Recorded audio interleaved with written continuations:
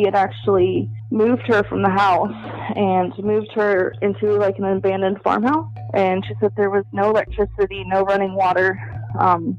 It was her and my oldest brother. Pretty much they had no food. She was severely malnourished when she was pregnant, and to the point where he would take car parts out of the car so she couldn't go anywhere. She was pretty much abandoned in a farmhouse and had nowhere to go. She couldn't escape for the longest time.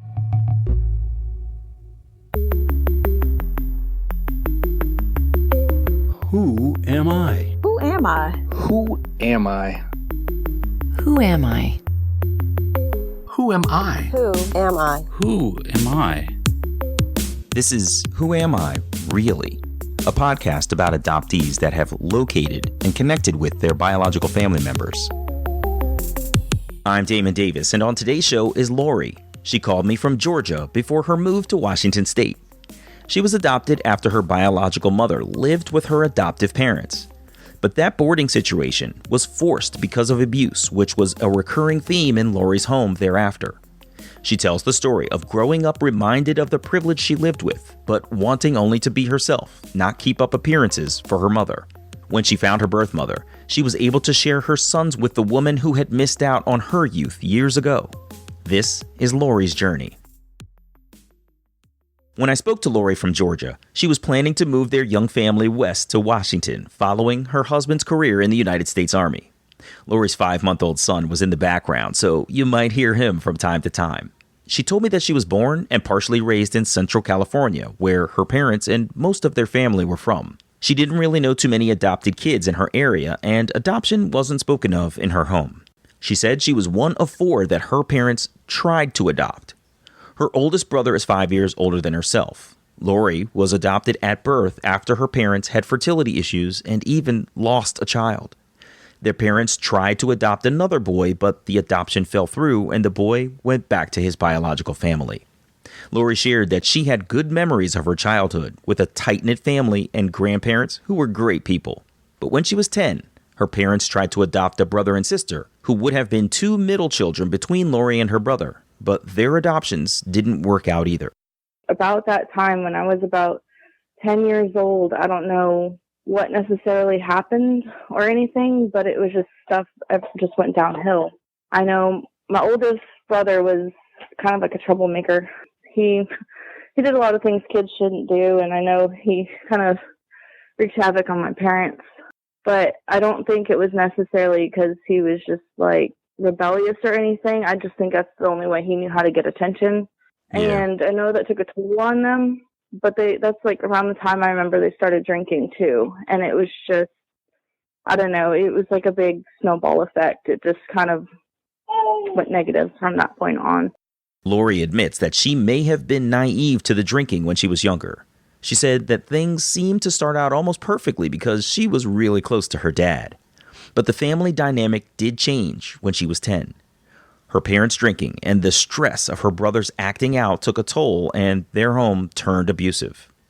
Lorie's brother was sent away to children's homes, so he was inexplicably in and out of the house, which was really confusing for Lorie.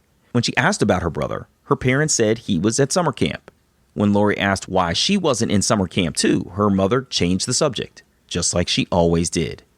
In their part of California, there were work camps where troubled youth were sent to pick crops as part of community service, so he went there for a while. So it was like he was in and out, and then he was gone. And I wasn't allowed to talk about it, wasn't allowed to ask about it. My mom at that point started getting pretty abusive towards the rest of us. So, and it was literally like a switch went off. I'm not really sure how to explain it. Lorie remembers waiting for her brother to call home, but after a while, the calls stopped. When they went to visit her brother where he was boarded, her parents would drop off Lorie at her grandparents' house, or when they did take Lorie along, she was left in the boarding school's office, unable to see her brother. So I went from being like the youngest sibling, and then we got the other 2 from foster care, and they fell kind of in between us, and they were with us at that time. And a year after my brother left for good, my sister was sent back into foster care, and then not even a year later, the younger brother was sent into foster care. So they were split up, and then it was just me at that point. Wow. So how was it then for just you? Your mother and father have begun to drink. There's a huge rift in the family. There's all of this tumult. Children are coming in and out of the house. And now it sounds like it's just you, and you three have moved overseas. How was it for you? It was hard at that point because before, quite honestly, I felt like my brother was like the center of the attention, and not necessarily good attention. Because, like I said, he got into trouble all the thing. I always sat back and watched, kind of like, ooh, I better not do that, because I always had that fear that I'd get sent away too. But it started out like good for me. Like I was, I don't know. I guess he always would get mad at me because I was treated better. I was the good kid that could do no wrong and everything. And then once they all left, it was like there was no one else for them to focus their attention to. And I mean, I say they, but I want to say mostly my mom. My dad started kind of separating himself, like, so he would either stay busy with work or kind of keep out in the garage at his workshop or stay busy building things or doing stuff.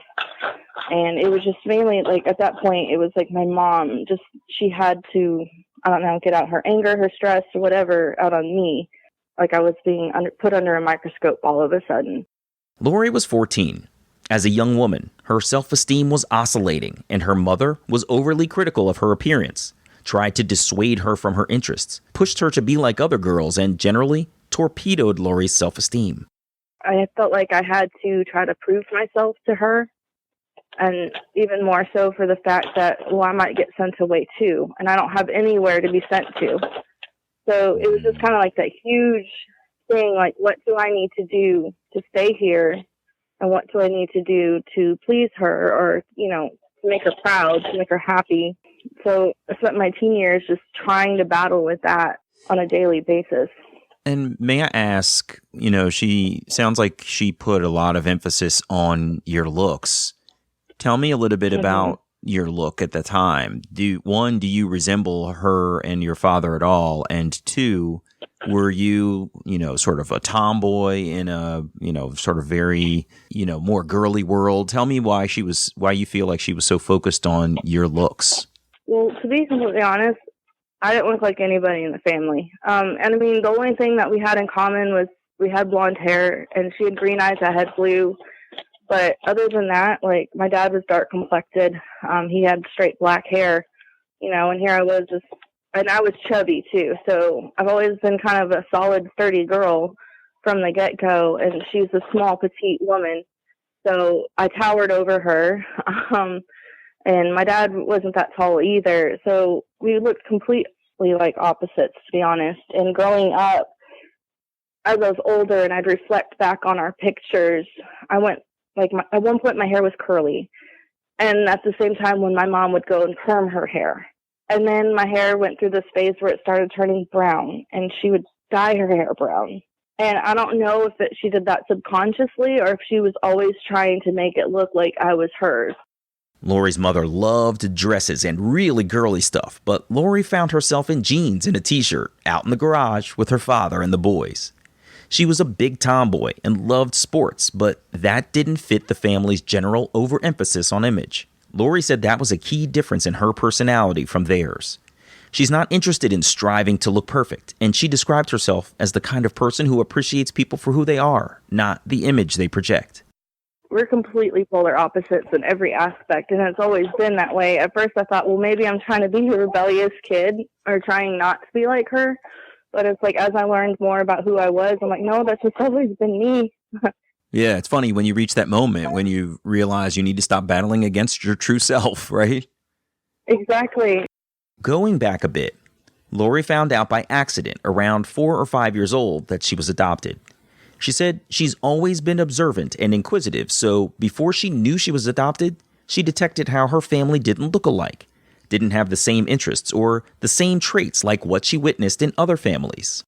Just the dynamic of how they worked with each other, like, I almost could notice the bonds between other families, and it was lacking in our house. And I remember I was watching TV with my brother, and I don't remember what show it was, but one of the kids made one of the jokes that, oh, well, you're adopted, ha ha ha. And I didn't know what that meant. And I was like, well, what's that mean? And my brother is like, well, you're adopted, so am I. And my mom just kind of sat there like, oh my gosh. And so I asked her, I was like, what does adopted mean? And she explained to me what it meant. And I was like, I'm adopted? And she's like, she hesitated. And she finally just said, yeah, you're adopted. And it's kind of a blur, but I just remember the overall tone of it when I started asking questions. She immediately shut them down, and it was made really obvious that we shouldn't talk about it. And I was upset, but at the same time, everything made sense. It kind of validated my observations and how I felt in the family. I'm like, well, that's why. That makes complete sense. When Lorie got older, her persistence about her adoption would make her mother shut down if she asked too many questions. So she developed a tactic of asking questions here and there. Bit by bit, over a long time and even through reunion, Lorie learned that her adopted mother actually took care of her biological mother when she was pregnant with Lorie. When I asked Lorie about what made her want to search for her birth mother, she said, I wanted to search from the day I found out, to be honest. It's one of those things that just kind of hangs around. And especially when someone's not really giving answers, it makes me feel like, well, there's something she's keeping a secret. And I need to know what that is. It just hangs around. It doesn't go away. And it's like, I wanted to know who I looked like, where I got all my features from, where I got my personality from. Because I was so different from the family, I always felt like, well, maybe there's something wrong with me. And so finding that I looked like somebody or acted like somebody, I was like, there's nothing wrong with me. That's just who I am. It's part of me. So I don't know, it was always from the get-go, I always wanted to know. Gotcha. So when did you take action and what did you do? Well, it was more so when I was a teenager. At that point, I was dealing with my self-image and not fitting in at home. And it got to a point where I don't know if I was being rebellious, but it just got to a point where I'm like, I need to stand up for myself. I can't keep just going through all this and getting the hurtful words and everything being told by my mom. I just need answers and I need the truth and I deserve it. And I told her, I was like, look, I'm going to either find out on my own or you could be a part of this with me. I would like it if you're a part of this and you're honest, I can handle the truth. And she still refused. When Lorie was 21, her adopted father passed away from cancer. She started asking her adopted mother questions, but her mother minimized Lorie's interests, and she wouldn't answer her inquiries. I kind of feel bad for this now, but one day she called me and she was completely drunk. I was like, well, maybe I should ask her now. And I did ask her, and she told me everything. She told me first name, last name. She told me I had a brother. She actually had a picture of my brother. And she just gave me everything. And I just wrote it all down.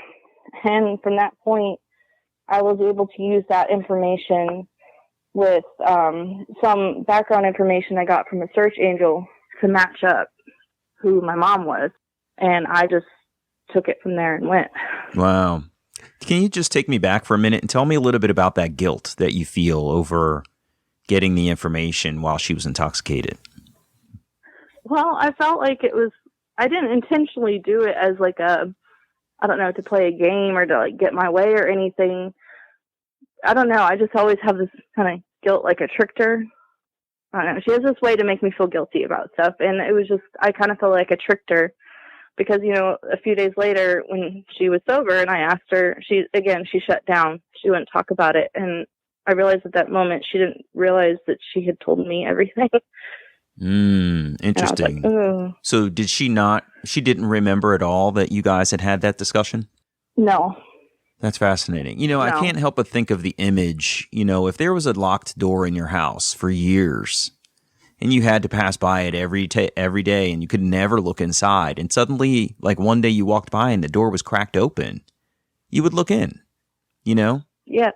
And so I can understand why you might feel a little bit guilty for that, but I can also certainly understand why this was an opportunity for you to gain access to information that you probably never would have gotten any other way from her. So it's a little bit of a catch-22, and I think that I and many other people out there can certainly empathize with your decision to sort of take advantage of a moment in time. So I wouldn't feel too badly about it. It's 2008, and Lorie's living in Georgia. Her search angel gave her a ton of information, and it took quite a while to dig through all of the documents. Amidst the information was a list of phone numbers, so she just started calling them all, but they were all disconnected. Lorie didn't want to send a letter in the mail for fear of revealing this personal journey to a stranger, possibly in her own family. Digging through the documents, she learned she had a brother out there because one of the documents said that she was, quote, possibly related to this other boy, and then it showed her brother's unique first name. She turned to social media where she found a profile for him, but she hesitated to contact him. She didn't know if he knew he had a sister. She continued to pursue her birth mother, searching for marriage records. I saw a listing for who she was married to before I was born, and I totally did not even think that that would be my dad because no one ever mentioned my biological father growing up. And on my non-identifying information, it was listed that he was unknown. So I didn't even think it was him. I've heard of all these scenarios, whether it could have been an affair or she could have been raped. So I had no idea. But I found him on Facebook. And so I reached out to him thinking that he might know where her last location was, or he might have contact information or know a relative. And when I contacted him, he almost emailed right back. And he was like, "Oh my God, you're my daughter." Wow. He's like, I was told you were dead. What? So how did that was a make big you shock. feel when you heard that? It was kind of overwhelming because I'd never mentally prepared myself for contacting my biological father. I thought it would eventually happen, but like I said, I never heard anything about him. I never found any information on him, so I was under the assumption that she didn't know who he was. And all of a sudden I'm like, oh, did I just open up a large can of worms? Because at that point I still hadn't known the circumstances. And, he's like, "Well, I was told you were dead." And in my mind, I'm like, well, she must have told him that for a good reason. So I kind of tiptoed lightly into that. And I did get his side of it. And I've learned that his side is very different from her side, but I know the truth now. What was his side of the story? He pretty much he tried to blame her on everything and point the finger. It's gotten to the point where I don't honestly talk to him anymore because he just dwells on it. And from what I know now is that he was an abusive alcoholic and he abused her severely and neglected her. And, he didn't really open up about his side at all until I told him what I was told by others. And he was like, "Well, I was an alcoholic. I'll admit to that." But he was like, "I never hurt her. I never laid my hand on her." But in the whole conversations that we've had, he's very manipulative. And it's just my instinct just tells me that he's not so truthful. He tried to take no ownership in it. And that's not that I wanted him to necessarily. I just wanted my story. I'm like, look, if it's good or bad, I don't care. I just want, 100% honest facts. I'm not blaming you. I'm not trying to put you in bad light. I'm over that. I'd like to build a relationship with who you are now, but I just want to know my story. And he just couldn't do that. The last conversation I had with him, he was just like, "Well, your mother didn't want you, and it's her fault." Wow, that's hurtful. Wow. And at that moment, I was like, you know what, Locke, I'm not going to talk to him right now. Lorie had gotten her birth mother's name from her adopted mother during that intoxicated call years ago, and her birth father confirmed the woman's identity. He also informed her that she had 2 brothers and a sister on his side of the family, all of them from his marriage before the one to her birth mother, so they're older than Lorie. The paternal siblings are all in contact. They've welcomed Lorie in, and they're getting to know one another, and they actually have some memories of her biological mother. By 2011, she had figured out her biological mother wasn't active on social media at all, so the only avenue she had to make contact was to break the seal and reach out to her half-brother. I messaged him, and I pretty much said, "Hey, I didn't want to reach out to you first because I don't want to drop a bombshell in case you don't know about me. But I'm trying to reach, my mom or our mom. If you can give her my contact information." And he messaged me that same day and he goes, "Yes, I know about you. I remember you. I will give her your phone number." Within the next day, I had a phone call from her. So how was that first call with her? It was pretty good. I want to say it lasted like 2 or 3 hours, to be honest. And I'm not really a phone person, and neither is she. So it lasted a good while. She definitely cried, but she was glad I had found her. Lorie's birth parents were married before her birth. By her birth mother's account, her birth father was an abusive alcoholic with addiction problems. He nearly killed me when she was pregnant with me by kicking her in the stomach. Her birth mother nearly lost Lorie. She said their marriage was on the rocks from the beginning, but she had hoped that conceiving a baby would help them smooth things over. But things got worse. And at one point, he had actually moved her from the house and moved her into like an abandoned farmhouse. And she said there was no electricity, no running water. It was her and my oldest brother. And pretty much they had no food. She was severely malnourished when she was pregnant, and to the point where he would take car parts out of the car so she couldn't go anywhere. So she was pretty much abandoned in a farmhouse and had nowhere to go. She couldn't escape for the longest time. So at that point, that's when she decided about adoption, if she could get away. That's unbelievable. So did she reveal to you whether she had you in the farmhouse? Like I can't imagine that she was able to get to, emergency services to get to the hospital. So when she nearly miscarried me, I was born in September. That incident in July, she was around the 4th of July, is when she nearly miscarried me because he had kicked her in the stomach, kicked her over a couch, essentially. And at that point, she was able to kind of reach out for some help. And shortly after, that's when she moved in with my adoptive parents. She saw an ad in the paper and reached out to them, and they took her in.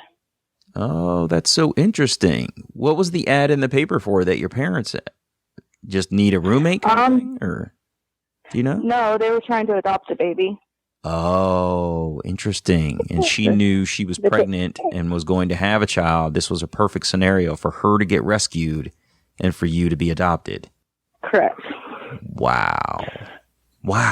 So what did you think when you heard this story now? You heard your father's version first. Again, it was like one of those moments where it kind of all made sense again. Like I never, even though I was confused as, a young child about being adopted, I had a hard time understanding how a mom could give up a child because I knew that had to be like one of the hardest things someone could do. So I never understood that part. And, growing up, my family had money. We never had to go through difficult times. So I didn't process the fact that someone could go through something difficult and that's why they do it. So it was kind of like a eye-opening experience for me, but I understood it. And even though, like, now as an adult, I wish that the adoption didn't happen, I don't think it needed to have happened. But I understand that where she was coming from and how she may have felt that was the only choice. Yeah, it's this weird tension between feeling ultimate desperation for, the down spiral of your life. I mean, she's there in a farmhouse, abandoned, can't leave, malnourished with your brother, and she's bringing another child into the world. I can certainly imagine how she would have come to the conclusion that things would be better for you and for her if she could break free and if you could have the opportunity for a different life. I can understand. But I'm with you. I understand too how you wish potentially that this adoption never happened, given all that you experienced. So wow. Like I was never angry or resentful for that. I probably would have done the same thing if I was in her same shoes. Yeah. So I don't blame any of that on her. And there was no way for her to know that, my outcome wasn't necessarily positive.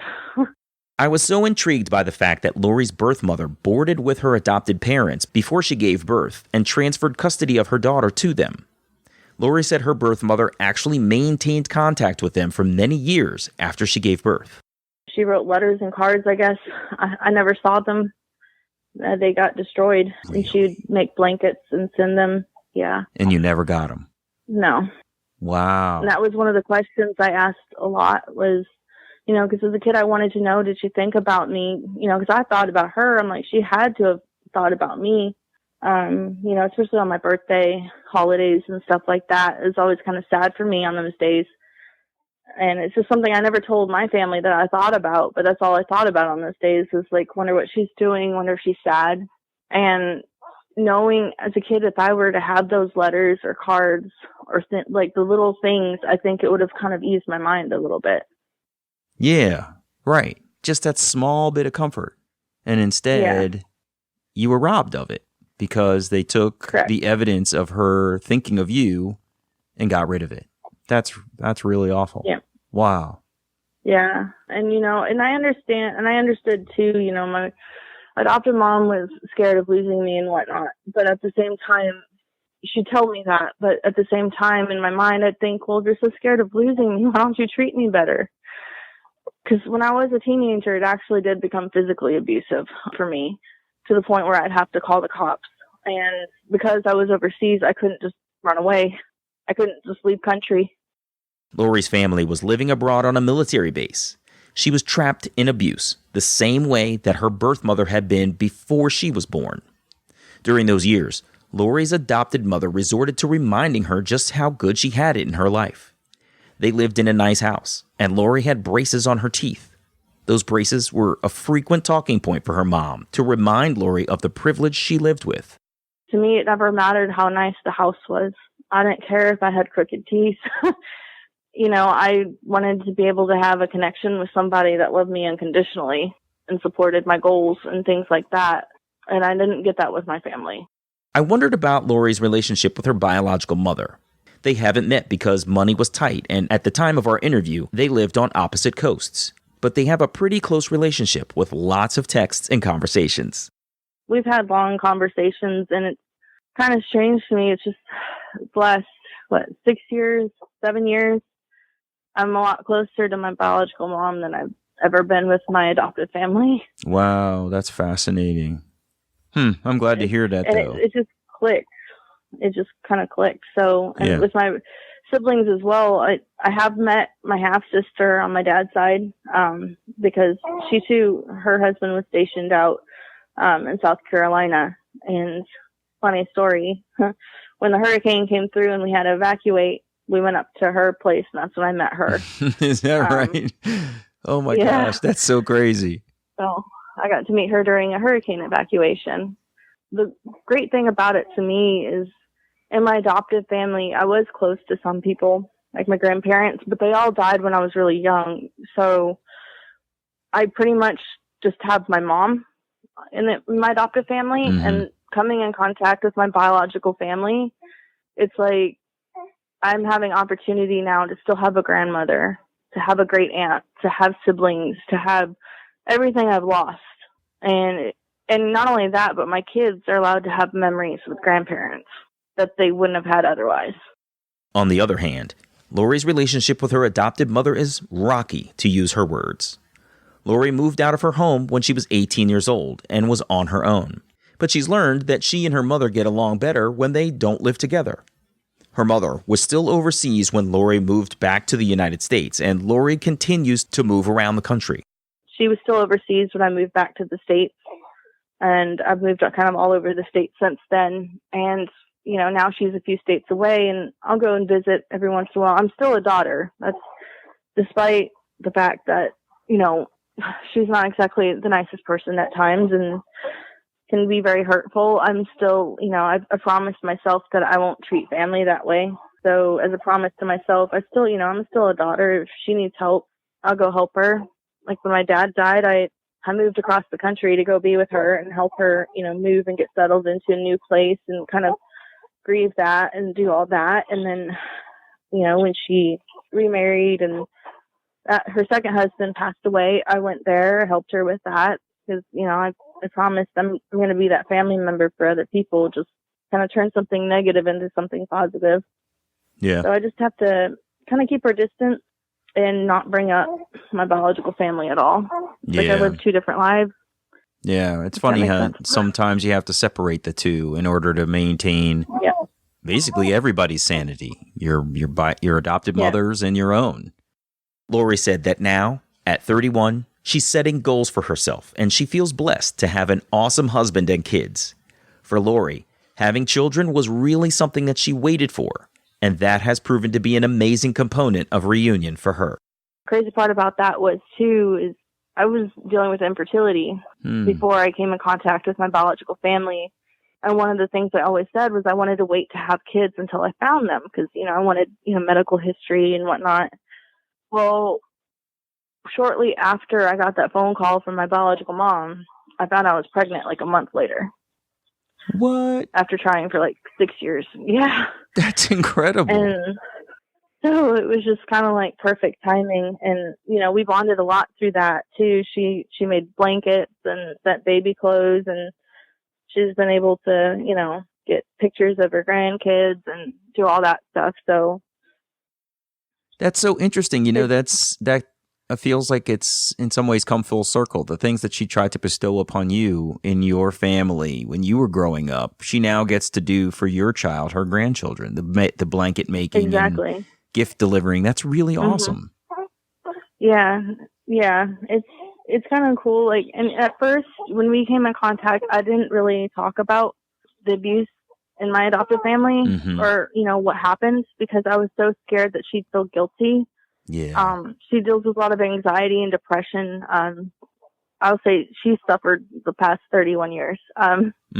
She's definitely battled with it. And it's something that she's been very hard on herself for. So I was really hesitant about telling her that. So it's like whenever she brought up, kind of my adoptive family, I was like, kind of same thing, kind of beat around the bush and just like, oh, it's good, and kind of change the subject or come up with a different question. But this past year, you're just kind of doing a lot of self-reflecting and just kind of, I don't know, talking about adoptive rights and just kind of, this is my healing. I'm now talking about it. I'm now, kind of talking to people who don't know about different sides of adoption and things like that, or the laws that restrict us from our records, and just being in like adoptee support groups. I'm at this point now where I'm not hesitant to talk about it. So I just, one day I just decided to kind of like ease her into it and let her know that, look, I don't want to upset you. I don't want you to feel guilty, but my family life wasn't good. And it's not your fault. It's not anyone's fault. There was no way for you to know. But out of all this, I'm glad that I was kind of strong through it, and I made it through it. But things are good for me now. And, she's happy that things are good for me now. That all she wanted for me was, she wanted me to have a husband and kids and to be happy and have my own family. I'm like, well, I have that now. So that's really cool. Wow. We're at peace with it. You sound like you took a really thoughtful approach, too, in trying to protect her from further guilt. Yeah. She had probably tortured herself, as you said, for 31 years. That was really, yes. So you did a special thing in trying to help her understand that you've reached a point of being in a good place now, but it took you a while to get there, and it's not her fault. That was really kind of you to do. Well, yeah, and it was kind of something I learned being a part of adoptee support groups, and just honestly kind of sitting back and watching other people's stories and experiences, and there's some people that are gung-ho about it that can just be like, hey, I know I'm a secret, but here I am, and it works out for them. Sometimes it doesn't. So just kind of taking other people's experiences, I had an opportunity to think about how I would approach it and when would be a good time to approach it. So that helped me a lot. Yeah, I'll bet it did. Well, I'm glad the community got you to a place where you felt like you had a solid approach and a pathway forward. That's really amazing. And it sounds like you're trying to help other adoptees too. So thank you for your support to other people. Yeah, I feel like it's kind of important. Mm-hmm.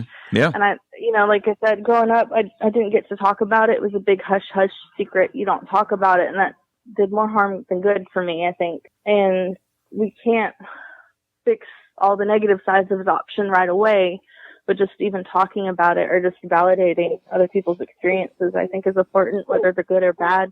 That's right. Well, very good, Lorie. Thanks so much for sharing your story. This has been really interesting to hear how you can go from, being in an adoptive family that sounded like it had the best of intentions to just a total deterioration But Yeah. the fact that you were able to find your biological mother, right at the time when you found out you were pregnant, it's funny how things just align. And I'm really happy for you that you were able to get some of the things that you ultimately wanted, having a child at a time when you could get medical information and getting, two sides of the story and learning for yourself which one you felt was the truth. That's hugely important. Yeah. So I'm glad you've reached this place. That's really cool. And thanks for sharing your story. Thank you. Thank you. All right, Lorie, all the best to you. Take care, and take care of that little one. What is it, a boy or girl? Boy. All right. I got 2 boys. Yeah? All right. Take care of those little dudes. All right. Take care. I'll talk to you later. Thank Bye-bye. you. Bye. Hey, it's me. Lorie's life started out well, but it took a real turn when her adopted brother began acting out, which stressed her parents and gave her mother an avenue to alcohol consumption and abuse. So it was really interesting to learn that she was conceived by a man who was also an addict and abusive. We're often curious what life would have been like with our biological families instead of our adopted ones. But I can't help thinking things would have been really tough with her biological mother, living in the shadow of her biological father's aggression. I loved hearing that Lorie found out she was pregnant right when she found her birth mother and was able to share her own maternity with the woman who wasn't able to do so at the time of her birth. I'm Damon Davis, and I hope you'll find something in Lorie's journey that inspires you, validates your feelings about wanting to search, or motivates you to have the strength along your journey to learn, who am I really? And hey, quick side note, I recently finished my book, also called Who Am I Really? And it's available now for pre-order. Go to whoamireallypodcast.com, then click Shop, where you'll be redirected to the publisher's bookstore. Thanks for adding my story to your reading list. If you would like to share your adoption journey and your attempt to connect with your biological family, please visit whoamireallypodcast.com/share. You can choose to share your whole story, maintain some privacy about parts of your journey, or share completely anonymously. You can find the show at facebook.com/WAIReally or follow me on Twitter @WAIReally. And please, if you like the show, you can support me at patreon.com/WAIReally. You can subscribe to Who Am I Really on Apple Podcasts, Google Play, or wherever you get your podcasts. And while you're there, it would mean so much to me if you would take a moment to share a rating or leave a comment. Those ratings can help others to find the podcast too.